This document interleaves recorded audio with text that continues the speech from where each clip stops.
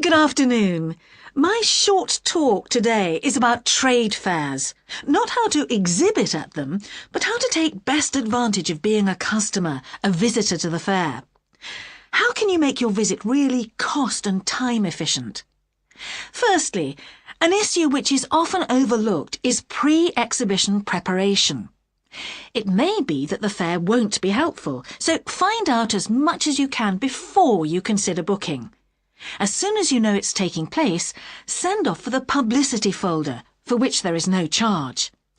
It contains information which can save you time and money. One particular thing I always advise clients to do is to look over the exhibitor list with great care and talk to line managers and colleagues about it. This will give you the best insight into whether this particular fair is right for your company. If it is, sign up for it. Then, if you think the fair is for you, do take time to look into hotel arrangements. My advice is that you should try to choose a hotel yourself from the internet, rather than selecting one from the trade fair's recommended list. Trade fairs and exhibitions tend to use large chains because they're easier to deal with, rather than ones with the most suitable facilities. In due course, you will receive an enormous amount of trade fair information. A lot of it you can throw away immediately, but not everything.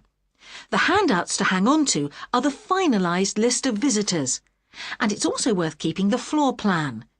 Organisers seldom remember to supply extra copies, and you'll be stuck if you don't have one. Then take a little care with your packing. Don't forget to take a large notepad. Fairs tend to supply tiny ones these days, and your jottings can get lost on small scraps of paper. And whatever you do, don't forget to take a good supply of business cards. There's surely nothing more embarrassing than not being able to produce one on request. One other thing that I pack is a small pile of my own company brochures.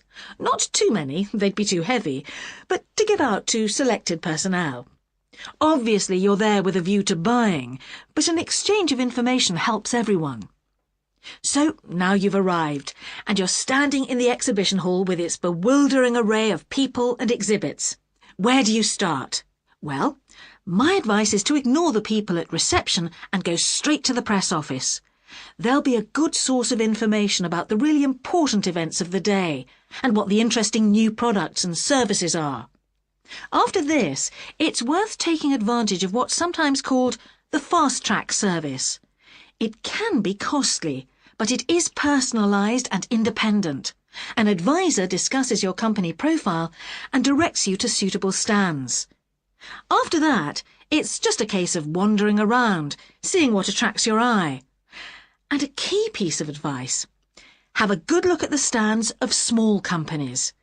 These are often just starting out, and their stands frequently exhibit innovative products. As you go around, look, listen, discuss, ask questions.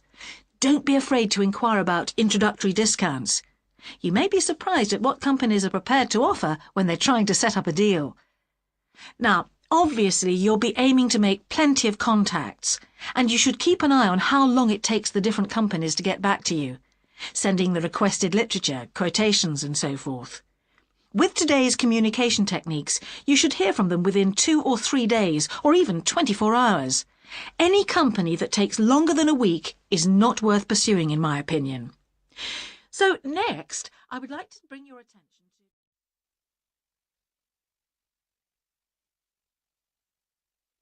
to... Now listen to the recording again.